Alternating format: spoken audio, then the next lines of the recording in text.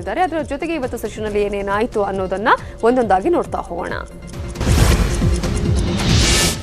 ಸದನದಲ್ಲಿ ಈಗಾಗಲೇ ಎಪಿಎಂಸಿ ತಿದ್ದುಪಡಿ ಕಾಯ್ದೆಯನ್ನ ಸಚಿವ ಎಸ್ಟಿ ಸೋಮಶೇಖರ್ ಮಂಡಿಸಿದ್ದಾರೆ. ವಿಧೇಯಕದಲ್ಲಿರುವ ಅಂಶಗಳ ಬಗ್ಗೆ ಸೋಮಶೇಖರ್ ಪ್ರಸ್ತಾಪಿಸಿದ್ರು. ಈ ವೇಳೆ ಎಪಿಎಂಸಿ ತಿದ್ದುಪಡಿ ವಿಧೇಯಕಕ್ಕೆ ವಿಪಕ್ಷ ನಾಯಕ ಸಿದ್ದರಾಮಯ್ಯ ವಿರೋಧ ವ್ಯಕ್ತಪಡಿಸಿದ್ರು. ಜನರ ಪದಾರ್ಥಗಳನ್ನ ಎಪಿಎಂಸಿಯಲ್ಲಿ ಮಾರಬಹುದಿತ್ತು, ಲೈಸೆನ್ಸ್ ಪಡೆದ ವ್ಯಾಪಾರಿಗಳು ಖರೀದಿಸುತ್ತಿದ್ರು, ಈಗ ಈ ಅವಕಾಶ ತೆಗೆದುಹಾಕಿದ್ದಾರೆ ಅಂತ ಸಿದ್ದು ಸದನದಲ್ಲಿ ಗುಡುಗಿದ್ರು. ಇನ್ನು ಈ ಕಾಯ್ದೆ ತನ್ನಿ ಅಂತ ರೈತರು ಹೇಳಿದಾರಾ? ಅಮಿತ್ ಶಾ ಕಚೇರಿಯಿಂದ ಪತ್ರ ಬರೆದಿರೋದು ಈ ವಿಧೇಯಕ ಜಾರಿಗೆ ತನ್ನಿ ಅಂತ ಹೇಳಿದ್ದು ಅವರೇ.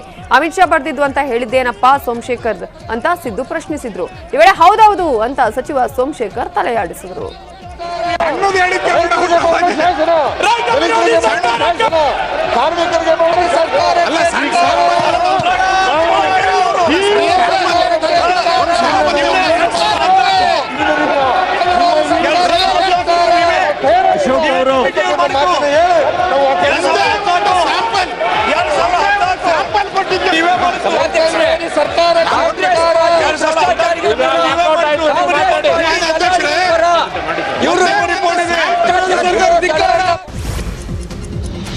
ಸದನದಲ್ಲಿ ಕಂದಾಯ ಸಚಿವ ಆರ್ ಅಶೋಕ್ಗೆ ಕರ್ನಾಟಕ ಏಕೀಕರಣ ಬಗ್ಗೆ ವಿಧಾನಸಭೆಯ ವಿಪಕ್ಷ ನಾಯಕ ಸಿದ್ದರಾಮಯ್ಯ ಪಾಠ ಮಾಡಿದ್ರು. ವಿಧಾನಸಭೆಯಲ್ಲಿ ಕರ್ನಾಟಕ ಭೂ ಸುಧಾರಣಾ ತಿದ್ದುಪಡಿ ವಿಧೇಯಕ 2020 ವಿವರಿಸುವ ವೇಳೆ ಪಾಠ ಮಾಡಿದ ಸಿದ್ದರಾಮಯ್ಯ, ಮಾನ್ಯ ಅಶೋಕ್ ಅವರಿಗೆ ಕಾಯ್ದೆ ಬಗ್ಗೆ ಗೊತ್ತಿಲ್ಲ, ಇದು ಬಿಡಿ ಜತ್ತಿ ಅವರ ಕಾಲದಲ್ಲಿ ಆದ ಕಾಯ್ದೆ ಅಲ್ಲ, ಕರ್ನಾಟಕ ಏಕೀಕರಣ ಸಂದರ್ಭದಲ್ಲಿ ಆದ ಕಾಯ್ದೆ, ಮೊದಲು ಕರ್ನಾಟಕದ ಇತಿಹಾಸವನ್ನ ತಿಳಿದುಕೊಳ್ಳಿ ಅಂತ ಅಶೋಕ್ ಕಾಲೆಳೆದರು. ಸಂಸದೀಯ ಪಟುಗಳ ಕುರಿತು ಮುಖ್ಯಮಂತ್ರಿ ಬಿಎಸ್ ಯಡಿಯೂರಪ್ಪ ಪುಸ್ತಕ ಬಿಡುಗಡೆ ಮಾಡಿದ್ರು. ರಾಜ್ಯ ವಿಧಾನಮಂಡಲ ವತಿಯಿಂದ ಕಾರ್ಯಕ್ರಮ ಆಯೋಜಿಸಲಾಗಿತ್ತು. ಎಕೆ ಸುಬ್ಬಯ್ಯ ಮತ್ತು ಮಹದೇವ್ ಬಣಕರ್ ಕುರಿತು ಪುಸ್ತಕ ಇದಾಗಿದ್ದು, ಸದನದಲ್ಲಿ ಅವರ ಕಾರ್ಯವೈಖರಿ ಹಾಗೂ ಹೋರಾಟ ಕುರಿತು ಪುಸ್ತಕ ಬಿಡುಗಡೆ ಮಾಡಲಾಗಿದೆ. ಕಾರ್ಯಕ್ರಮದಲ್ಲಿ ವಿಧಾನಸಭಾಧ್ಯಕ್ಷ ವಿಶ್ವೇಶ್ವರ ಹೆಗಡೆ ಕಾಗೇರಿ, ವಿಧಾನ ಪರಿಷತ್ ಸಭಾಪತಿ ಪ್ರತಾಪ್ ಚಂದ್ರ ಶೆಟ್ಟಿ, ವಿಧಾನ ಪರಿಷತ್ ವಿಪಕ್ಷ ನಾಯಕ ಎಸ್ಆರ್ ಪಾಟೀಲ್, ವಿಧಾನಸಭೆ ಉಪಾಧ್ಯಕ್ಷರಾದ ಆನಂದ್ ಮಾಮನಿ ಸೇರಿದಂತೆ ಸಂಪುಟ ಸಚಿವರು ಭಾಗಿಯಾಗಿದ್ದರು. ರಾಜ್ಯ ಸರ್ಕಾರ ರೈತರ ಸಮಸ್ಯೆಗಳ ಬಗ್ಗೆ ಗಂಭೀರವಾಗಿ ತೆಗೆದುಕೊಂಡಿಲ್ಲ ಅಂತ ರೈತ ಮುಖಂಡ ಕುರುಬೂರು ಶಾಂತಕುಮಾರ್ ಹೇಳಿದ್ದಾರೆ. ರಾಜ್ಯಪಾಲರು ಈ ಮಸೂದೆಗೆ ಅಂಕಿತ ಹಾಕಬಾರದು, ಜನರ ಅನಿಸಿಕೆಗಳಿಗೆ ರಾಜ್ಯಪಾಲರು ಮಾನ್ಯತೆಯನ್ನ ನೀಡಬೇಕು ಅಂತ ಹೇಳಿದರು. ಅಲ್ಲದೆ ಐಕ್ಯ ಹೋರಾಟ ಸಮಿತಿಯಿಂದ ಹೋರಾಟಗಳು ಮುಂದುವರೆದಿದೆ. ಸೋಮವಾರ ಬಹಳಷ್ಟು ಸಂಘಟನೆಗಳು ಬಂದ್ಗೆ ಬೆಂಬಲ ನೀಡಿವೆ. ಅನ್ನದಾತರ ರಕ್ಷಣೆಗೆ ರಾಜ್ಯದ ಜನ ನಿಲ್ಲಬೇಕು ಅಂತ ಕುರುಬೂರು ಶಾಂತಕುಮಾರ್ ಹೇಳಿದರು. ಬಿಜೆಪಿ ರಾಷ್ಟ್ರೀಯ ಪದಾಧಿಕಾರಿಗಳನ್ನ ನೇಮಕ ಮಾಡಲಾಗಿದೆ. ರಾಜ್ಯದ 4ವರಿಗೆ ಬಿಜೆಪಿ ಹೈಕಮಾಂಡ್ ಬಂಪರ್ ಗಿಫ್ಟ್ ಕೊಟ್ಟಿದೆ. ಬಿಜೆಪಿ ರಾಷ್ಟ್ರೀಯ ಯುವ ಘಟಕದ ಅಧ್ಯಕ್ಷರಾಗಿ ಸಂಸದ ತೇಜಸ್ವಿ ಸೂರ್ಯ ನೇಮಕಗೊಂಡಿದ್ದಾರೆ. ಬಿಜೆಪಿ ರಾಷ್ಟ್ರೀಯ ಅಧ್ಯಕ್ಷ ಜೆಪಿ ನಡ್ಡಾ ಅವರು ಪಕ್ಷದ ಜವಾಬ್ದಾರಿಗಳನ್ನು ಹಂಚಿಕೆ ಮಾಡಿ ಹೊಸ ತಂಡವನ್ನು ಪ್ರಕಟಿಸಿದ್ದಾರೆ. ಸಚಿವ ಸಿಟಿ ರವಿ ಅವರನ್ನ ಬಿಜೆಪಿ ರಾಷ್ಟ್ರೀಯ ಪ್ರಧಾನ ಕಾರ್ಯದರ್ಶಿಯಾಗಿ ನೇಮಿಸಲಾಗಿದೆ. ಸಂಸದ ತೇಜಸ್ವಿ ಸೂರ್ಯ ಅವರಿಗೆ ಪಕ್ಷದ ಯುವ ಘಟಕದ ಹೊಣೆ ನೀಡಲಾಗಿದೆ. ಇನ್ನು ರಾಷ್ಟ್ರೀಯ ಪ್ರಧಾನ ಕಾರ್ಯದರ್ಶಿ ಸ್ಥಾನಗಳಿಗೆ ಹೊಸ ಮುಖಂಡರನ್ನ ಆಯ್ಕೆ ಮಾಡಲಾಗಿದೆ. ರಾಮ್ ಮಾಧವ್, ಪಿ ಮುರಳೀಧರ್ ರಾವ್, ಅನಿಲ್ ಜೈನ್, ಸರೋಜ್ ಪಾಂಡೆ ಅವರ ಸ್ಥಾನಗಳಿಗೆ ಹೊಸಬರ ನೇಮಕವಾಗಿದೆ. ಪಕ್ಷದ ರಾಷ್ಟ್ರೀಯ ವಕ್ತಾರರ ಸಂಖ್ಯೆಯನ್ನು 23ಕ್ಕೆ ಹೆಚ್ಚಿಸಲಾಗಿದೆ. ಸ್ಯಾಂಡಲ್ವುಡ್ನಲ್ಲಿ ಡ್ರಗ್ಸ್ ದಂಧೆ ಕೇಸ್ ಸಂಬಂಧ ನಿರೂಪಕಿ ಅನುಶ್ರೀ ವಿಚಾರಣೆ ಮುಕ್ತಾಯಗೊಂಡಿದೆ. ಮಂಗಳೂರಿನ ಸಿಸಿಬಿ ಕಚೇರಿಯಲ್ಲಿ ವಿಚಾರಣೆ ಮುಗಿಸಿ ಅನುಶ್ರೀ ಬೆಂಗಳೂರಿಗೆ ಪ್ರಯಾಣ ಬೆಳೆಸಿದ್ದಾರೆ. ಪ್ರಕರಣ ಸಂಬಂಧ ಮಂಗಳೂರು ಪೊಲೀಸ್ ಆಯುಕ್ತ ವಿಕಾಸ್ ಕುಮಾರ್ ಸುದ್ದಿಗೋಷ್ಠಿ ನಡೆಸಿ ನಿರೂಪಕಿ ಅನುಶ್ರೀಗೆ ನೋಟಿಸ್ ನೀಡಲಾಗಿತ್ತು. ಇಂದು ಅನುಶ್ರೀ ಹೇಳಿಕೆ ಪಡೆದುಕೊಳ್ಳಲಾಗಿದೆ. ಆಧರಿಸಿ ಅವರ ಹೇಳಿಕೆಯನ್ನ ಕೂಡ ತನಿಖೆ ನಡೆಸಲಾಗುತ್ತೆ. ಮತ್ತಷ್ಟು ಮಾಹಿತಿ ಬೇಕಾದಲ್ಲಿ ಮತ್ತೆ ನೋಟಿಸ್ ನೀಡುವುದಾಗಿ ತಿಳಿಸಿದರು. ವಿಚಾರಣೆ ಬಳಿಕ ಮಾತನಾಡಿದ ನಿರೂಪಕಿ ಅನುಶ್ರೀ, ವಿಚಾರಣೆಗೆ ಕರೆದಾಗ ನಾನು ಮತ್ತೆ ಬರ್ತೇನೆ ಅಂತ ಹೇಳಿದರು. ಅದು ಡ್ರಗ್ಸ್ ಕೇಸ್ನಲ್ಲಿ ನೋಟಿಸ್ ನಾವು ಕೊಟ್ಟಿದ್ದೇವೆ ಅವರಿಗೆ. ಆ ನೋಟಿಸ್ ಪ್ರಕಾರ ಅವರು ಇವತ್ತು ಹಾಜರಾಗಿದ್ದಾರೆ ನಮ್ಮ ಇನ್ವೆಸ್ಟಿಗೇಷನ್ ಆಫೀಸರ್ ಮುಂದೆ ಮತ್ತು ಅವರು ಸ್ಟೇಟ್ಮೆಂಟ್ ಕೊಟ್ಟಿದ್ದಾರೆ. ಆ ಸ್ಟೇಟ್ಮೆಂಟ್ ಪ್ರಕಾರ ನಾವು ಮುಂದಿನ ಕ್ರಮ. ಇಲ್ಲ ನಿನ್ನೆ ನಾನು ಮಂಗಳೂರಿಗೆ ಬರ್ಬೇಕು. ನಾನು ಅಂದ್ರೆ ಇವತ್ತು ಬೆಳಿಗ್ಗೆ ಇದ್ದ ಕಾರಣ ನಿನ್ನೆ ಟ್ರಾವೆಲ್ ಮಾಡಿ ಬಂದ್ರೆ ಇಲ್ಲಿ ರೀಚ್ ಆಗಿರ್ತೀನಲ್ಲ, ಹಾಗಾಗಿ ವಿಚಾರಣೆ ಇವತ್ತಿದ್ದು. ಅವ್ರು ಇಷ್ಟು ಗಂಟೆಗೆ ಬನ್ನಿ ಅಂತ ಹೇಳಿದ್ರು, ಇವತ್ತು ಬಂದೆ, ನನ್ನ ವಿಚಾರಣೆ ಮುಗಿತು. ಅಲ್ಲ, ಅವ್ರಿಬ್ಬರು ಸಹ ನನ್ನ ಕೊರಿಯೋಗ್ರಾಫರ್ಸ್ ಆಗಿದ್ರಲ್ಲ, ಆ ಹೆಸರಿನಿಂದವೇ ಇವ್ರು ನನ್ನನ್ನು ಕರೆದದ್ದು. ಅವ್ರು ಏನೆಲ್ಲ ಪ್ರಶ್ನೆಗಳನ್ನ ಕೇಳಿದಾರೆ ಎಲ್ಲದಕ್ಕೂ ನಾನು ಕರೆಕ್ಟ್ ಆಗಿ ಆನ್ಸರ್ ಮಾಡಿದೆ. ಈಗ ಸದ್ಯಕ್ಕೇನು ಹೇಳಿಲ್ಲ, ಬಟ್ ಕರೆದ್ರೆ ನೀವು ಬರ್ಬೇಕಂತ ಹೇಳಿದ್ರು. ಕರೆದ್ರೆ ಸೊ ನಾನು ಕರೆದ್ರೆ ನಾನು ಬರ್ತೇನೆ. ಇಲ್ಲ, ನೀವು ಹೆಚ್ಚು ಪಾರ್ಟಿಗಳಲ್ಲಿ ಭಾಗವಹಿಸಿದ್ರಾ? ಎಲ್ಲಿ ಫೋಟೋ? ಸ್ಯಾಂಡಲ್ವುಡ್ ಡ್ರಗ್ಸ್ ಕೇಸ್ನಲ್ಲಿ ಪರಪ್ಪನ ಅಗ್ರಹಾರ ಜೈಲು ಸೇರಿರೋ ನಟಿಯರಾದ ರಾಗಿಣಿ ಸಂಜನಾಗೆ ಇಡಿ ಡ್ರಿಲ್ಲಿಂಗ್ ಮಾಡುತ್ತಿದೆ. ಸೆಂಟ್ರಲ್ ಜೈಲಲ್ಲೇ ನಟಿಮಣಿಯರಿಗೆ ಇಡಿ ಅಧಿಕಾರಿಗಳು ಪ್ರಶ್ನೆಗಳ ಸುರಿಮಳೆಗೈದಿದ್ದಾರೆ. ನಟಿಮಣಿಯರ ಐಷಾರಾಮಿ ಜೀವನ, ಸಂಪತ್ತಿನ ಮೂಲದ ಬಗ್ಗೆ ಪ್ರಶ್ನಿಸಿದ್ದಾರೆ. ಆದಾಯ ಮೀರಿ ಆಸ್ತಿ ಗಳಿಕೆ ಬಗ್ಗೆ ಇಡಿ ಅಧಿಕಾರಿಗಳು ಅನುಮಾನ ವ್ಯಕ್ತಪಡಿಸುತ್ತಿದ್ದಾರೆ. ಅಲ್ಲದೆ ಹವಾಲಾ ಹಣ, ಅಕ್ರಮ ಹಣ ವರ್ಗಾವಣೆ ಸೇರಿದಂತೆ ವಿವಿಧ ಆಯಾಮಗಳಲ್ಲಿ ಇಡಿ ಅಧಿಕಾರಿಗಳು ಪ್ರಶ್ನಿಸುತ್ತಿದ್ದಾರೆ. ಲ್ಯಾಪ್ಟಾಪ್ ಹಾಗೂ ಕೆಲ ದಾಖಲೆಗಳನ್ನು ತೋರಿಸಿ ಅಧಿಕಾರಿಗಳು ನಟಿಮಣಿಯರಿಗೆ ಪ್ರಶ್ನಿಸುತ್ತಿದ್ದಾರೆ. ನಟಿ ಸಂಜನಾ ಹಾಗೂ ರಾಗಿಣಿಗೆ ಪ್ರತ್ಯೇಕವಾಗಿ ಮಹಿಳಾ ಅಧಿಕಾರಿಗಳು ವಿಚಾರಣೆ ನಡೆಸ್ತಾ ಇದ್ದು, ಇಡಿ ಅಧಿಕಾರಿಗಳ ಪ್ರಶ್ನೆಗಳಿಗೆ ನಟಿಮಣಿಯರು ಕಕ್ಕಾಬಿಕ್ಕಿಯಾಗಿದ್ದಾರೆ. ಸ್ಯಾಂಡಲ್ವುಡ್ ಡ್ರಗ್ಸ್ ಮಾಫಿಯಾ ಪ್ರಕರಣಕ್ಕೆ ಸಂಬಂಧಪಟ್ಟಂತೆ ತನಿಖೆಯನ್ನ ಸಿಸಿಬಿ ಮುಂದುವರೆಸಿದೆ. ಖ್ಯಾತ ಫ್ಯಾಷನ್ ಡಿಸೈನರ್ ರಮೇಶ್ ದೇಮ್ಲಾ ನೋಟಿಸ್ ನೀಡಿದ್ದು 11 ಗಂಟೆಗೆ ರಮೇಶ್ ದೇಮ್ಲಾ ವಿಚಾರಣೆಗೆ ಹಾಜರಾಗಿದ್ದಾರೆ. ಸಿಸಿಬಿ ಪೊಲೀಸರು ಇನ್ನೂ ಸಹ ವಿಚಾರಣೆ ನಡೆಸ್ತಾ ಇದ್ದಾರೆ. ಸದ್ಯ ಪ್ರಕರಣದಲ್ಲಿ ಬಂಧನವಾಗಿರುವ ಆರೋಪಿಗಳೊಂದಿಗೆ ಪೇಜ್ 3 ಪಾರ್ಟಿಗಳಲ್ಲಿ ಭಾಗಿಯಾಗಿರುವ ಆರೋಪ ಹಿನ್ನೆಲೆಯಲ್ಲಿ ನೋಟಿಸ್ ನೀಡಲಾಗಿದೆ. ವಕೀಲರ ಜೊತೆ ರಮೇಶ್ ವಿಚಾರಣೆಗೆ ಆಗಮಿಸಿದ್ದು 11 ಗಂಟೆಯಿಂದಲೂ ವಿಚಾರಣೆ ನಡೀತಾ ಇದೆ. ಅಲ್ಲದೆ ಫ್ಯಾಷನ್ ಡಿಸೈನರ್ ರಮೇಶ್ ಆರೋಪಿಗಳಾದ ರಾಗಿಣಿ, ಸಂಜನಾ ಸೇರಿದಂತೆ ಆದಿತ್ಯ ಆಳ್ವಾ, ನಿಯಾಜ್ ಜೊತೆಗೆ ಲಿಂಕ್ ಹೊಂದಿದ್ದಾರೆ ಎನ್ನಲಾಗಿದೆ. ಅಲ್ಲದೆ ಪೇಜ್ 3 ಪಾರ್ಟಿಗಳಲ್ಲಿ ಭಾಗಿಯಾಗಿರುವ ಕುರಿತು ಸಿಸಿಬಿ ಪೊಲೀಸರಿಗೆ ಮಾಹಿತಿ ಲಭಿಸಿದೆ. ಬಾಲಿವುಡ್ ಡ್ರಗ್ಸ್ ಪ್ರಕರಣಕ್ಕೆ ಸಂಬಂಧಪಟ್ಟ ಹಾಗೆ ಸ್ಟಾರ್ ನಟಿ ದೀಪಿಕಾ ಪಡುಕೋಣೆ ಎನ್ಸಿಬಿ ವಿಚಾರಣೆಗೆ ಹಾಜರಾಗಿದ್ರು. ಎನ್ಸಿಬಿ ಅಧಿಕಾರಿಗಳು ಸತತ 5 ಗಂಟೆಗಳ ಕಾಲ ದೀಪಿಕಾ ಅವರನ್ನ ವಿಚಾರಣೆ ನಡೆಸಿದ್ದಾರೆ. ವಿಚಾರಣೆ ವೇಳೆ ಡ್ರಗ್ಸ್ ಬಗ್ಗೆ ವಾಟ್ಸ್ಆಪ್ ಚಾಟಿಂಗ್ ಮಾಡಿದ್ದ ಬಗ್ಗೆ ದೀಪಿಕಾ ಒಪ್ಪಿಕೊಂಡಿದ್ದಾರೆ ಎನ್ನಲಾಗಿದೆ. ಇನ್ನು ಎನ್ಸಿಬಿ ಪ್ರಶ್ನೆಗಳಿಗೆ ದೀಪಿಕಾ ಪಡುಕೋಣೆ ಸರಿಯಾಗಿ ಉತ್ತರಿಸಿಲ್ವಂತೆ. ಹೀಗಾಗಿ ನಾಳೆಯೂ ದೀಪಿಕಾ ಪಡುಕೋಣೆ ಅವರನ್ನ ವಿಚಾರಣೆ ಮಾಡುವ ಸಾಧ್ಯತೆ ಇದೆ. ಇನ್ನು ಮುಂಬೈನ ಎಸ್ಐಟಿ ಗೆಸ್ಟ್ ಹೌಸ್ನಲ್ಲಿರುವ ಎನ್ಸಿಬಿ ಕಚೇರಿಗೆ ಬೆಳಗ್ಗೆ ನಟಿ ದೀಪಿಕಾ ಹಾಜರಾಗಿದ್ರು ವಿಚಾರಣೆಗೆ. ಇನ್ನೊಂದೆಡೆ ನಟಿ ಶ್ರದ್ಧಾ ಕಪೂರ್ ಹಾಗೂ ಸಾರಾ ಅಲಿ ಖಾನ್ ವಿಚಾರಣೆ ಕೂಡ ನಡೆಸಲಾಗಿದೆ. ಸ್ಯಾಂಡಲ್ವುಡ್ ನಟ ಶರಣ್ ಆಸ್ಪತ್ರೆಗೆ ದಾಖಲಾಗಿದ್ದಾರೆ. ಹೊಟ್ಟೆ ನೋವಿನಿಂದ ಬಳಲುತ್ತಿರೋ ಶರಣ್ ಮಲ್ಲಿಗೆ ಆಸ್ಪತ್ರೆಯಲ್ಲಿ ಚಿಕಿತ್ಸೆ ಪಡಿತಾ ಇದ್ದಾರೆ. 2-3 ದಿನಗಳಿಂದ ಹೊಟ್ಟೆ ನೋವಿತ್ತು, ಆದರೂ ಇಂದು ಶೂಟಿಂಗ್ನಲ್ಲಿ ಭಾಗವಹಿಸಿದ್ದಾರೆ. ಅವತಾರ ಪುರುಷ ಚಿತ್ರದ ಸಾಹಸ ದೃಶ್ಯ ಚಿತ್ರೀಕರಣದಲ್ಲಿ ಭಾಗವಹಿಸಿದ್ರು. ಈ ವೇಳೆ ಹೊಟ್ಟೆ ನೋವು ಇನ್ನಷ್ಟು ಜಾಸ್ತಿ ಆಗ್ತಿದ್ದು ಆಸ್ಪತ್ರೆಗೆ ದಾಖಲಾಗಿದ್ದಾರೆ. ಹುಬ್ಬಳ್ಳಿಯಲ್ಲಿ ಬಿಜೆಪಿ ಮುಖಂಡ ಬಸವರಾಜ್ ಕಲಗಾರ್ 2ನೇಯ ಪತ್ನಿ ಆತ್ಮಹತ್ಯೆಗೆ ಶರಣಾಗಿದ್ದಾರೆ. ಸ್ವಾಗತ್ ಕಾಲೋನಿಯ ಮನೆಯಲ್ಲಿ ನೇಣು ಬಿಗಿದುಕೊಂಡು ಅನಿತಾ ರೇವಣ್ಕರ್ ಸಾವನ್ನಪ್ಪಿದ್ದು, ಬಸವರಾಜ್ ಕಲಗಾರ್ ಪ್ರೀತಿಸಿ ಮದುವೆಯಾಗಿ ವಂಚನೆ ಮಾಡಿದ್ದಾನೆ ಅಂತ ಅನಿತಾ ಆರೋಪ ಮಾಡಿದ್ರು. ತನ್ನ ಹಣವೆಲ್ಲ ಪಡೆದು ಮೋಸ ಮಾಡಿದ್ದಾನೆ ಅಂತ ಬಸವರಾಜ್ ಕಲಗಾರ್ ವಿರುದ್ಧ ಅನಿತಾ ಪೊಲೀಸರಿಗೆ ದೂರು ಕೊಟ್ಟಿದ್ಲು. ಹಣ ಮರಳಿ ಕೇಳಿದ್ದಕ್ಕೆ ಅನಿತಾಳನ್ನ ತಡಿಸಲಾಗಿತ್ತು. ಮನನೊಂದು ಅನಿತಾ ನೇಣಿಗೆ ಶರಣಾಗಿದ್ದಾಳೆ ಎನ್ನಲಾಗ್ತಿದೆ. ಹುಬ್ಬಳ್ಳಿಯ ಕೇಶವಾಪುರ ಪೊಲೀಸ್ ಠಾಣೆಯಲ್ಲಿ ಬಸವರಾಜ್ ಕಲಗಾರ್ ವಿರುದ್ಧ ದೂರು ದಾಖಲಾಗಿದೆ. ಗದಗ ಜಿಲ್ಲೆಯಲ್ಲಿ ಅತಿಯಾದ ಮಳೆಗೆ ಸೇತುವೆ ಕೊಚ್ಚಿಕೊಂಡು ಹೋಗಿದೆ. ನರಗುಂದ ತಾಲೂಕಿನ ಗುರ್ಲಕಟ್ಟಿ ಗ್ರಾಮದ ಬಳಿಯ ಸೇತುವೆ ಮೇಲೆ ನೀರು ಹರಿತಾ ಇದೆ. ನರಗುಂದ ಹಾಗೂ ಗುರ್ಲಕಟ್ಟಿ ಸಂಪರ್ಕ ಕಲ್ಪಿಸುವ ಸೇತುವೆ ಕೊಚ್ಚಿಕೊಂಡು ಹೋಗಿದ್ದು ಹಿರೇಹಳ್ಳ ಉಕ್ಕಿ ಹರಿತಾ ಇದೆ. ಗುರ್ಲಕಟ್ಟಿ ಹಾಗೂ ಕಣಕಿಕೊಪ್ಪದಿಂದ ನರಗುಂದ ಪಟ್ಟಣಕ್ಕೆ ಸಂಪರ್ಕ ಕಲ್ಪಿಸುವ ರಸ್ತೆ ಬಂದಾಗಿದೆ. ಅತಿಯಾದ ಮಳೆಯಿಂದ ನರಗುಂದ ತಾಲೂಕಿನಾದ್ಯಂತ 5ಕ್ಕೂ ಹೆಚ್ಚು ಮನೆಗಳು ಕುಸಿತಗೊಂಡಿದೆ.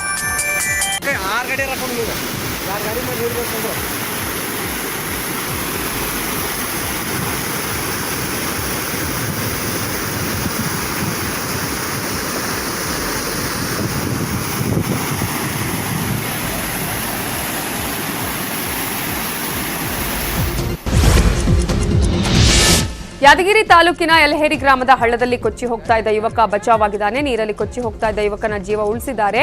ಭಾರೀ ಮಳೆಯಿಂದ ಯಲಹೇರಿ ಹಳ್ಳ ಉಕ್ಕಿ ಹರಿತಾ ಇದೆ. ಬೈಕ್ ಮೂಲಕ ಹಳ್ಳ ದಾಟಲು 2 ಯುವಕರು ಪ್ರಯತ್ನ ಪಟ್ಟಿದ್ದಾರೆ. ಸೇತುವೆ ಮೇಲೆ ನೀರಿನ ರಭಸ ಹೆಚ್ಚಿದ ಹಿನ್ನೆಲೆಯಲ್ಲಿ ಬೈಕ್ ಸ್ಕಿಡ್ ಆಗಿದೆ. ನೀರಲ್ಲಿ ಬೈಕ್ ಸಮೇತ ಓರ್ವ ಯುವಕ ಕೊಚ್ಚಿ ಹೋಗಿದ್ದು, ತಕ್ಷಣವೇ ನೆರೆದಿದ್ದ ಯುವಕರು ಹಗ್ಗದಿಂದ ಕೊಚ್ಚಿ ಹೋಗ್ತಾ ಇದ್ದ ಯುವಕನನ್ನ ರಕ್ಷಣೆ ಮಾಡಿದ್ದಾರೆ. ಬೈಕ್ ನೀರ್ಪಾಲಾಗಿದೆ. ಯುವಕ ಪ್ರಾಣಾಪಾಯದಿಂದ ಪಾರಾಗಿದ್ದಾನೆ. ಗಾಡಿ ಹೋಯ್ತು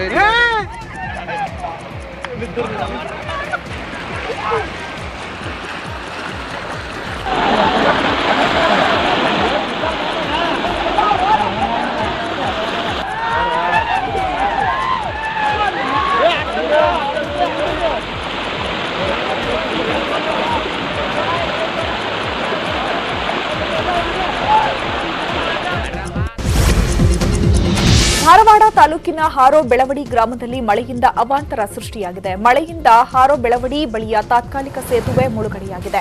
ಕಳೆದ ಆಗಸ್ಟ್ನಲ್ಲಿ ಸೇತುವೆ ಕೊಚ್ಚಿ ಹೋಗಿತ್ತು. ಸೇತುವೆ ದುರಸ್ತಿ ಕಾರ್ಯ ನಡೆದಿದ್ದ ಹಿನ್ನೆಲೆಯಲ್ಲಿ ಪಕ್ಕದಲ್ಲಿ ತಾತ್ಕಾಲಿಕ ಸೇತುವೆ ನಿರ್ಮಿಸಲಾಗಿತ್ತು. ಅದರ ಮೇಲಿಂದ ಹಳ್ಳದ ನೀರು ಹರಿದು ಹೋಗ್ತಾ ಇದೆ. ಧಾರವಾಡ ಸವದತ್ತಿ ರಸ್ತೆ ಸಂಚಾರ ಬಂದಾಗಿದೆ.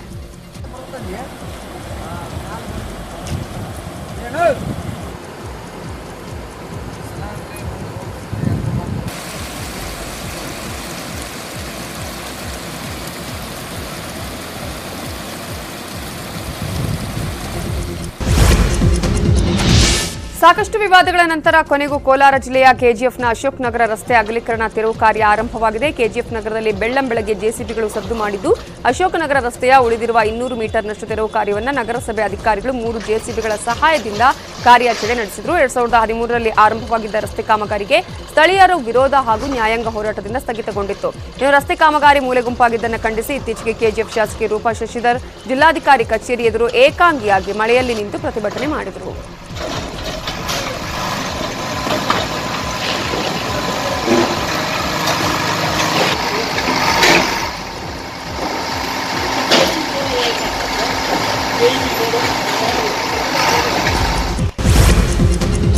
ಬಾಗಲಕೋಟೆಯಲ್ಲಿ ಎಡಬಿಡದೆ ಸುರಿತಾ ಇರೋ ಧಾರಾಕಾರ ಮಳೆಗೆ ಜನಜೀವನವೇ ಅಸ್ತವ್ಯಸ್ತವಾಗಿದೆ. ಸೇತುವೆ ಕೆಳಗೆ ಮಳೆ ನೀರಲ್ಲಿ ಮ್ಯಾಕ್ಸಿ ಕ್ಯಾಬ್ ವಾಹನ ಸಿಕ್ಕಾಕೊಂಡಿದೆ.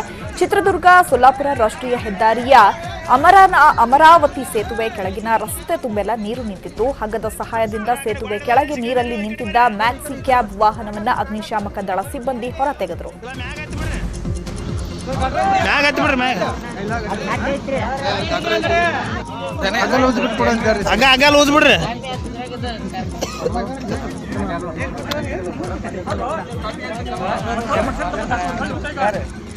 ಸರ ಹಗ್ಗ ಲೂಸ್ ಮಾಡಿ ಕೊಡ್ರಿ ಬರ್ತದ. ರಾಯಚೂರು ಜಿಲ್ಲೆಯಲ್ಲಿ 40 ವರ್ಷಗಳಲ್ಲಿಯೇ ಅತ್ಯಧಿಕ ಮಳೆ ದಾಖಲೆಯಾಗಿದೆ. ಕಳೆದ ವಾರ ಅತ್ಯಧಿಕ ಮಳೆಯಾಗಿ ಹಲವಾರು ಕಡೆ ಅನಾಹುತ ಸೃಷ್ಟಿಸಿತ್ತು. ಕಳೆದ ಭಾನುವಾರದಿಂದ ಬಿಡುವು ಕೊಟ್ಟ ಮಳೆರಾಯ ರಾತ್ರಿಯಿಂದ ಮತ್ತೆ ಆರ್ಭಟಿಸಿದ್ದಾನೆ. ನಿರಂತರವಾಗಿ ಮಳೆ ಸುರಿತಾ ಇರೋದ್ರಿಂದ ರಸ್ತೆಗಳಲ್ಲೆಲ್ಲ ನೀರು ತುಂಬಿದೆ. ನೀರು ತಗ್ಗು ಪ್ರದೇಶಗಳಿಗೆ ನುಗ್ಗಿ ಜನರಲ್ಲಿ ಮತ್ತೆ ಆತಂಕ ಸೃಷ್ಟಿಯಾಗಿದೆ.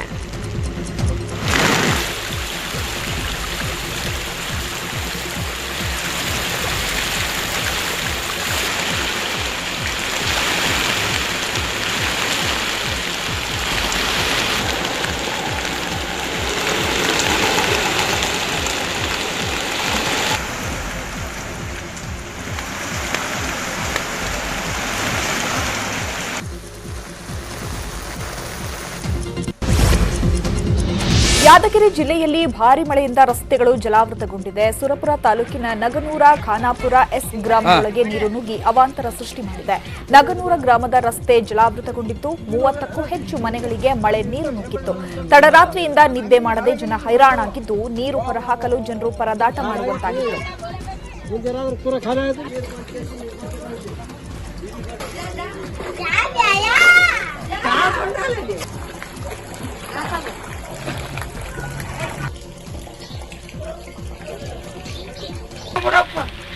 ಯಾಕಪ್ಪ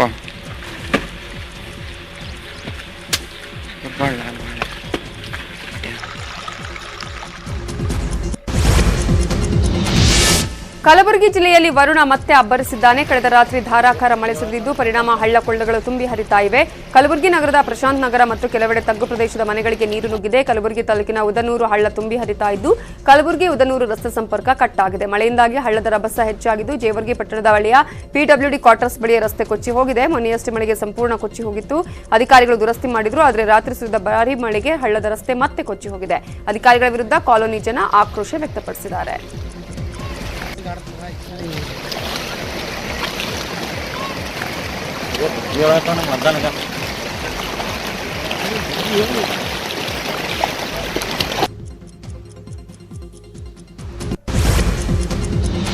ಉತ್ತರ ಕರ್ನಾಟಕದಲ್ಲಿ ಭಾರಿ ಮಳೆಯಾಗ್ತಾ ಇದೆ. ಬಾಗಲಕೋಟೆಯಲ್ಲಿ ಮಳೆಗೆ ಓರ್ವ ಯುವಕ ಬಲಿಯಾಗಿದ್ದಾನೆ. ಮುಧೋಳ ತಾಲೂಕಿನ ವಂಟಗೋಡಿ ಗ್ರಾಮದ ಬಳಿಯ ಹಳ್ಳದಲ್ಲಿ ಯುವಕ ಕೊಚ್ಚಿ ಹೋಗಿ ಸಾವನ್ನಪ್ಪಿದ್ದಾನೆ. 27 ವರ್ಷದ ಸುಭಾಷ್ ಅಡವಿ ಮೃತ ಯುವಕ. ಗ್ರಾಮಸ್ಥರ ಸಹಾಯದಿಂದ ಅಗ್ನಿಶಾಮಕ ದಳ ಸಿಬ್ಬಂದಿ ಯುವಕನ ಶವವನ್ನು ಹೊರತೆಗೆದರು. ಮೃತ ಯುವಕ ಡಿಸಿಸಿ ಬ್ಯಾಂಕ್ ಉದ್ಯೋಗಿಯಾಗಿದ್ದು ಕಾರ್ಯನಿಮಿತ್ತ ಹಳ್ಳ ದಾಟಿ ಹೋಗ್ತಾ ಇದ್ದ ವೇಳೆ ಅವಘಡ ಸಂಭವಿಸಿದೆ. ಕುಟುಂಬಸ್ಥರ ಆಕ್ರಂದನ ಮುಗಿಲು ಮುಟ್ಟಿದೆ. ಲೋಕಾಪುರ ಪೊಲೀಸ್ ಠಾಣೆಯಲ್ಲಿ ಪ್ರಕರಣ ದಾಖಲಾಗಿದ್ದು ತನಿಖೆ ನಡೀತಾ ಇದೆ. ತತ್ತರಿಸಿ ಹೋಗಿದ್ದಾರೆ. ಬಾಗಲಕೋಟೆ ಜಿಲ್ಲೆಯಲ್ಲೂ ತಡರಾತ್ರಿ ಮಳೆ ಸುರಿದ ಪರಿಣಾಮ ಮನೆಯೊಳಗೆ ನೀರು ನುಗ್ಗಿ ಅವಾಂತರ ಸೃಷ್ಟಿ ಮಾಡಿದೆ.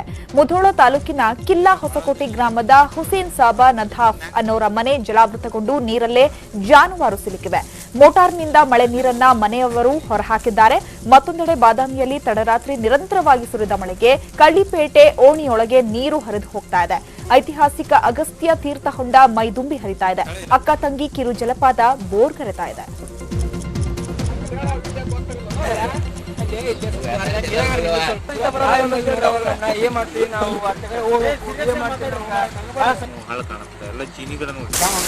ಇಲ್ಲ ಭಾಳ ನೀರು ಭಾಳ ನೀರು ಹಿಂಗೆ ಮ್ಯಾಗ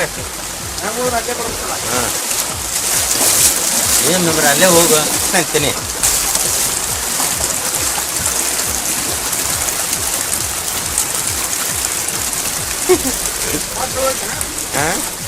ಸ್ಥಳ ಇಲ್ಲ. ವಿಜಯಪುರ ಜಿಲ್ಲೆಯಲ್ಲಿ ನಿನ್ನೆ ರಾತ್ರಿ ಭಾರಿ ಮಳೆಯಾಗಿದೆ. ಆಲಮೇಲ ತಾಲೂಕಿನ ತಾರಾಪುರ ಗ್ರಾಮದಲ್ಲಿ ಭಾರಿ ಮಳೆಯಾಗಿದ್ದು 10ಕ್ಕೂ ಹೆಚ್ಚು ಮನೆಗಳಿಗೆ ಭಾಗಶಃ ಕುಸಿದಿದೆ. ಬೆಳಗಿನ ಜಾವ 3 ಗಂಟೆಯ ಸುಮಾರಿಗೆ ಸುರಿದ ಭಾರಿ ಮಳೆಯಿಂದಾಗಿ ರಾತ್ರಿಯಿಡೀ ಗ್ರಾಮಸ್ಥರು ಪರದಾಡುವಂತಾಗಿತ್ತು. ಕಟ್ಟಡ ಕುಸಿದರೂ ಯಾವುದೇ ಪ್ರಾಣಹಾನಿ ಸಂಭವಿಸಿಲ್ಲ. ತಾರಾಪುರ ಗ್ರಾಮಕ್ಕೆ ಅಫಜಲ್ಪುರ ತಾಲೂಕಿನ ಸೊನ್ನ ಬ್ಯಾರೇಜಿನ ಹಿನ್ನೀರು ಆವರಿಸಿ ಸಮಸ್ಯೆಯಾಗಿದೆ. ಪ್ರತಿ ವರ್ಷ ಮಳೆಗಾಲದಲ್ಲಿ ಭೀಮಾ ನದಿಗೆ ಪ್ರವಾಹ ಬಂದ್ರೆ ಸಾಕು, ಸೊನ್ನೆ ಬ್ಯಾರೇಜಿನ ಹಿನ್ನೀರು ಈ ಗ್ರಾಮವನ್ನು ಸುತ್ತುವರಿಯುತ್ತೆ. ರಾತ್ರಿಯಿಡೀ ಮಳೆ ಸುರಿದು ಮನೆಗಳು ಕುಸಿದಿದ್ರು. ಇವರಿಗೆ ಯಾವುದೇ ಅಧಿಕಾರಿಗಳು ಸ್ಥಳಕ್ಕೆ ಬಂದಿಲ್ಲ ಅಂತ ಹೇಳಿ ತಾರಾಪುರ ಗ್ರಾಮಸ್ಥರು ಆರೋಪವನ್ನ ಮಾಡಿದ್ದಾರೆ.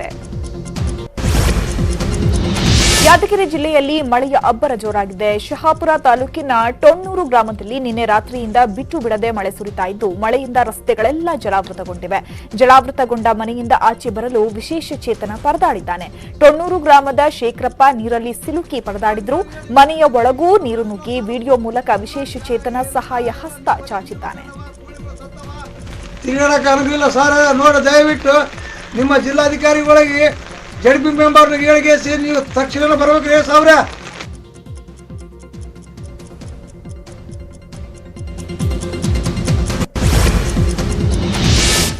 ಆಂಧ್ರಪ್ರದೇಶದಲ್ಲಿ ಧಾರಾಕಾರವಾಗಿ ಮಳೆಯಾಗ್ತಾ ಇದೆ. ಮಳೆಯಿಂದಾಗಿ ಜನಜೀವನವೇ ಸಂಪೂರ್ಣ ಅಸ್ತವ್ಯಸ್ತವಾಗಿದೆ. ಪ್ರಕಾಶಂ ಜಿಲ್ಲೆಯಲ್ಲಿ ಜಲಪ್ರಳಯವೇ ಸೃಷ್ಟಿಯಾಗಿದೆ. ಹಲವು ಮನೆಗಳಿಗೆ ನೀರು ನುಗ್ಗಿದ್ದು ಜನ ಪರದಾಡುವಂತಾಗಿದೆ. ಹಳ್ಳ ಕೊಳ್ಳಗಳು ಉಕ್ಕಿ ಹರಿತಾ ಇದ್ದು ಮತ್ತಷ್ಟು ಪ್ರವಾಹದ ಭೀತಿ ಎದುರಾಗಿದೆ.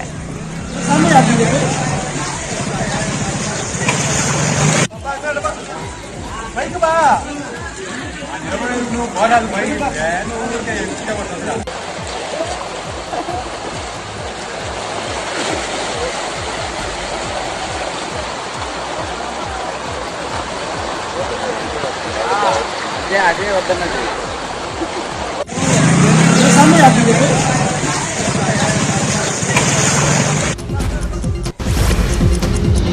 ರಾಯಚೂರು ಜಿಲ್ಲೆಯಲ್ಲಿ 1000ಕ್ಕೂ ಅಧಿಕ ನೌಕರರು ಕೆಲಸ ಸ್ಥಗಿತಗೊಳಿಸಿ ಪ್ರತಿಭಟನೆ ನಡೆಸ್ತಾ ಇದ್ದಾರೆ. ಈ ಮಧ್ಯೆ ಜಿಲ್ಲಾ ಪಂಚಾಯತ್ನಿಂದ 4 ಜನರು ಗೈರು ಹಾಜರಾಗಿರುವುದಕ್ಕೆ ಕಾರಣ ಕೇಳಿ ನೋಟಿಸ್ ನೀಡಲಾಗಿದೆ. ಸುನೀಲ, ಕೃಷ್ಣ, ಅಮರೀಶ ಹಾಗೂ ಜಮೀಲ್ ಅನ್ನೋರಿಗೆ 24 ಗಂಟೆಯೊಳಗೆ ಕಾರಣ ನೀಡಿ ಅಂತ ಶೋಕಾಸ್ ನೋಟಿಸ್ ನೀಡಿದ್ದಾರೆ. ಇದಕ್ಕೆ ಪ್ರತಿಭಟನಾ ನಿರತ ನೌಕರರು ಆಕ್ರೋಶವನ್ನ ವ್ಯಕ್ತಪಡಿಸಿ ನಮ್ಮಲ್ಲಿ ಒಗ್ಗಟ್ಟು ಒಡೆಯುವ ಹಾಗೂ ಭಯ ಹುಟ್ಟಿಸುವ ಕೆಲಸ ಮಾಡಲಾಗ್ತಾ ಇದೆ, ಏನಾದ್ರೂ ಆಗಲಿ ನಮ್ಮ ಹೋರಾಟ ಮುಂದುವರಿಸುತ್ತೇವೆ ಅಂತ ಆಗ್ರಹಿಸಿದ್ದಾರೆ.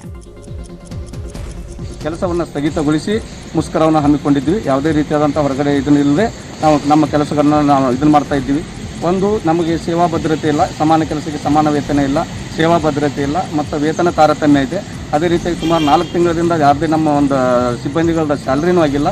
ಅದರ ಜೊತೆಗಿನ ಬೇರೆ ಬೇರೆ ಆದಂಥ ಒಂದು ಬೇಡಿಕೆಗಳನ್ನು ಇಟ್ಟುಕೊಂಡು ನಾವು ಇವತ್ತಿನಿಂದ ಅನಿರ್ದಿಷ್ಟ ಅವಧಿ ಮುಷ್ಕರನ ರಾಜ್ಯದ ತುಂಬ ನಾವು ಹಮ್ಮಿಕೊಂಡಿದ್ವಿ. ಅದೇ ರೀತಿ ಬಾಗಲಕೋಟೆ ಜಿಲ್ಲೆಯಲ್ಲಿ ಸುಮಾರು 1450 ಜನ ಇದೇ ರೀತಿಯಾಗಿ ಮಾಡ್ತಾ ಇದ್ವಿ. ಎಲ್ಲರೂ ಇರುವಂಥ ಒಳ ಮತ್ತು ಹೊರ ಗುತ್ತಿಗೆ ನೌಕರರು, ಆರೋಗ್ಯ ಇಲಾಖೆಯಲ್ಲಿ ಬರುವಂಥ ಎಲ್ಲ ಹೊರ ಗುತ್ತಿಗೆ ನೌಕರರು ಈ ಒಂದು ಮುಷ್ಕರದಲ್ಲಿ ಭಾಗಿಯಾಗಿ ಯಾರೂ ನಾವು ಕೆಲಸ ಮಾಡ್ತಾ ಇಲ್ಲ. ಸ್ವರ ಮಾಂತ್ರಿಕ, ನಟ, ಸಂಗೀತ ಸಂಯೋಜಕ ಎಸ್ಪಿ ಬಾಲಸುಬ್ರಹ್ಮಣ್ಯಂ ಅವರ ಅಂತ್ಯಕ್ರಿಯೆ ಸಕಲ ಸರ್ಕಾರಿ ಗೌರವದೊಂದಿಗೆ ನೆರವೇರಿದೆ. ತಿರುವಳ್ಳೂರು ಜಿಲ್ಲೆಯ ತಾಮರೈಪಾಕಂನ ರೆಡ್ ಹಿಲ್ಸ್ ಬಳಿಯ ಎಸ್ಪಿಬಿ ಅವರ ಪ್ರೀತಿಯ ತೋಟದ ಮನೆಯಲ್ಲಿ ತೆಲುಗು ಬ್ರಾಹ್ಮಣ ಸಂಪ್ರದಾಯದಂತೆ ಹೈದರಾಬಾದ್ನಿಂದ ಆಗಮಿಸಿದ್ದ ಪುರೋಹಿತರ ತಂಡದ ನೇತೃತ್ವದಲ್ಲಿ ಪುತ್ರ ಎಸ್ಪಿ ಚರಣ್ ಅವರು ಧಾರ್ಮಿಕ ವಿಧಿವಿಧಾನಗಳನ್ನು ನೆರವೇರಿಸಿದರು. ಪೊಲೀಸರು 3 ಸುತ್ತಿನ ಕುಶಾಲು ತೋಪು ಹಾರಿಸಿ ಅಂತಿಮ ಗೌರವ ಸಲ್ಲಿಸಿದ ನಂತರ ಎಸ್ಪಿಬಿ ಅವರ ಪಾರ್ಥಿವ ಶರೀರವನ್ನ ಭೂದೇವಿಯ ಮಡಿಲಲ್ಲಿ ಮಲಗಿಸಲಾಯಿತು. ನಟ ವಿಜಯ್ ಸೇರಿದಂತೆ ದಕ್ಷಿಣ ಭಾರತದ ಸಿನಿಮಾ ಗಣ್ಯರು ಮತ್ತು ರಾಜಕೀಯ ಗಣ್ಯರು ಎಸ್ಪಿಬಿ ಅಂತಿಮ ವಿಧಿವಿಧಾನದಲ್ಲಿ ಪಾಲ್ಗೊಂಡಿದ್ದರು. ಭಾರತೀಯ ಚಿತ್ರರಂಗದ ಗಾನಕ್ಕೋಗಿದೆ ಇನ್ನು ನೆನಪು ಮಾತ್ರ.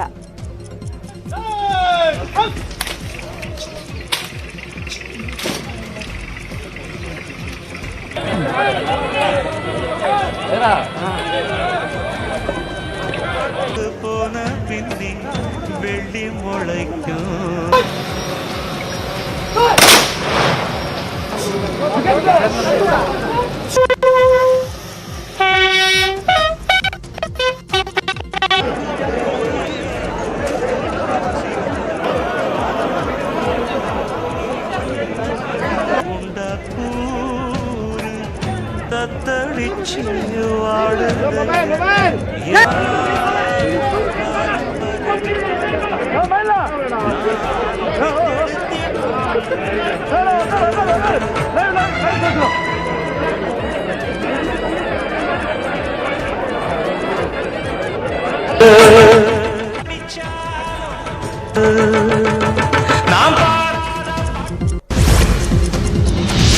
ಚಾಮರಾಜನಗರ ಗಡಿ ಭಾಗದ ತಮಿಳುನಾಡು ದಿಂಬಂ ಘಾಟ್ನಲ್ಲಿ ದುರಂತವೊಂದು ತಪ್ಪಿದೆ. ಕರ್ನಾಟಕದಿಂದ ತೆಂಗಿನ ಮಟ್ಟೆ ತುಂಬಿಕೊಂಡು ತಮಿಳುನಾಡಿಗೆ ಲಾರಿ ತೆರಳುತ್ತಾ ಇತ್ತು. ದಿಂಬಂ 19 ತಿರುವಿನಲ್ಲಿ ಚಾಲಕನ ನಿಯಂತ್ರಣ ತಪ್ಪಿ ಲಾರಿ ಉರುಳಿ ಬಿದ್ದಿದೆ. 106 ಅಡಿ ಆಳದ ಕಮರಿಯ ಸನಿಹದಲ್ಲೇ ಲಾರಿ ಉರುಳಿ ಬಿದ್ದಿದ್ದು ಲಾರಿ ಚಾಲಕ ಕ್ಲೀನರ್ ಅಪಾಯದಿಂದ ಪಾರಾಗಿದ್ದಾರೆ.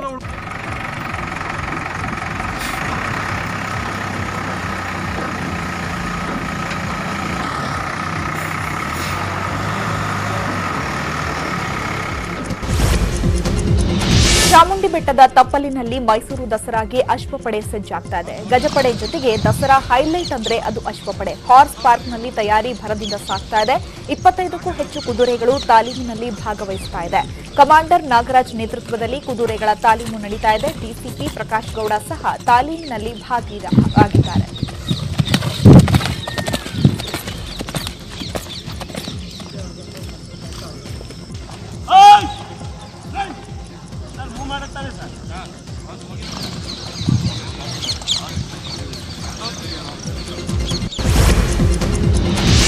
ಸತತ 3 ತಿಂಗಳ ಕಾಲ ಹಸಿರು ವಲಯದಲ್ಲಿದ್ದು ಎಲ್ಲರ ಗಮನ ಸೆಳೆದಿದ್ದ ಚಾಮರಾಜನಗರದಲ್ಲೀಗ ಕೊರೋನಾ ರೋಗಿಗಳಿಗೆ ಬೆಡ್ಗಳ ಕೊರತೆ ಎದುರಾಗಿದೆ. ಜಿಲ್ಲಾ ಕೋವಿಡ್ ಆಸ್ಪತ್ರೆ ಸದ್ಯ ಕೊರೋನಾ ರೋಗಿಗಳಿಂದ ತುಂಬಿ ತುಳುಕ್ತಾ ಇದೆ. ಆಸ್ಪತ್ರೆಯಲ್ಲಿ 38 ಐಸಿಯು ಬೆಡ್ ಸೇರಿದಂತೆ ಕೇವಲ 115 ಬೆಡ್ಗಳಿದ್ದು ಎಲ್ಲವೂ ಭರ್ತಿಯಾಗಿದೆ. ಕಳೆದ 10 ರಿಂದ 15 ದಿನಗಳಿಂದ ಪ್ರತಿದಿನ ಜಿಲ್ಲೆಯಲ್ಲಿ 60 ರಿಂದ 70 ಪಾಸಿಟಿವ್ ಪ್ರಕರಣಗಳು ವರದಿಯಾಗ್ತಾ ಇದ್ದು ಇವರ ಪೈಕಿ ತೀವ್ರತರದ ರೋಗ ಲಕ್ಷಣ ಇರುವವರಿಗೆ ಬೆಡ್ ಒದಗಿಸಲು ಆಸ್ಪತ್ರೆ ವೈದ್ಯರು ಹೆಣಗಾಡ್ತಿದ್ದಾರೆ. ಆದರೆ ಇತ್ತೀಚೆಗೆ ಒಂದು ವಾರ 15 ದಿವಸದಿಂದ ತೀವ್ರತರವಾದಂಥ ರೋಗ ಲಕ್ಷಣ ಇರೋರು ಹೆಚ್ಚಿಗೆ ಬರ್ತಾ ಇರೋದ್ರಿಂದ ಆಸ್ಪತ್ರೆಗೆ ತೀವ್ರತರವಾದ ICUನಲ್ಲಿ ಅಡ್ಮಿಷನ್ಸ್ ಹೆಚ್ಚಾಗ್ತಾ ಇದೆ. ಆದ್ದರಿಂದ ಸಾರ್ವಜನಿಕರಲ್ಲಿ ನಮ್ಮ ಮನವಿ ಏನಂತಂದರೆ ದಯವಿಟ್ಟು ರೋಗ ಲಕ್ಷಣ ಇರುವವರು ತಕ್ಷಣ ಕೋವಿಡ್ ಪರೀಕ್ಷೆಯನ್ನು ಮಾಡಿಸ್ಕೊಳ್ಳಿ.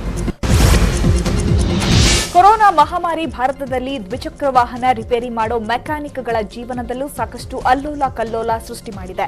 ಲಾಕ್ಡೌನ್ ತೆರೆದ ಬಳಿಕ ಈ ಮೆಕ್ಯಾನಿಕ್ಗಳು ತಮ್ಮ ಕೆಲಸಗಳಿಗೆ ಮರಳುತ್ತಾ ಇದ್ದಾರೆ. ಇಂಥ ಸಂದರ್ಭದಲ್ಲಿ ತಮ್ಮ ಭವಿಷ್ಯದ ಸುರಕ್ಷತೆಗೆ ಈ ಮೆಕ್ಯಾನಿಕ್ಗಳಿಗೆ ನಮ್ಮ ಸಹಕಾರದ ಅವಶ್ಯಕತೆ ಇದೆ. ಈ ವಿಷಯವನ್ನ ವಿಶೇಷವಾಗಿ ಗಮನದಲ್ಲಿ ಇಟ್ಟುಕೊಂಡು ಕ್ಯಾಸ್ಟ್ರೋಲ್ ಆಕ್ಟಿವ್ ನೆಟ್ವರ್ಕ್ 18 ಸಹಕಾರದೊಂದಿಗೆ ಪ್ರೊಟೆಕ್ಟ್ ಇಂಡಿಯಾಸ್ ಎಂಜಿನ್ ಹೆಸರಿನಲ್ಲಿ ಒಂದು ಅಭಿಯಾನ ಆರಂಭಿಸಿದೆ. ಈ ಅಭಿಯಾನಕ್ಕೆ ತಮ್ಮ ಸಂಪೂರ್ಣ ಬೆಂಬಲ ಸೂಚಿಸಲು 7570303002ಗೆ ಮಿಸ್ಡ್ ಕಾಲ್ ಕೊಡಿ ಅಥವಾ www.protectindiaengine.comಗೆ ಲಾಗಿನ್ ಮಾಡಿ. ಮುಂದಿನ ದಿನಗಳಲ್ಲಿ ಯಾವುದೇ ಅಡೆತಡೆಗಳು ಇಲ್ಲದೆ ಜೀವನ ಮುಂದೆ ಸಾಗಲು ನಿಮ್ಮ ಈ ಸಂಕಲ್ಪ ಅತ್ಯಂತ ಸಹಾಯಕವಾಗಲಿದೆ.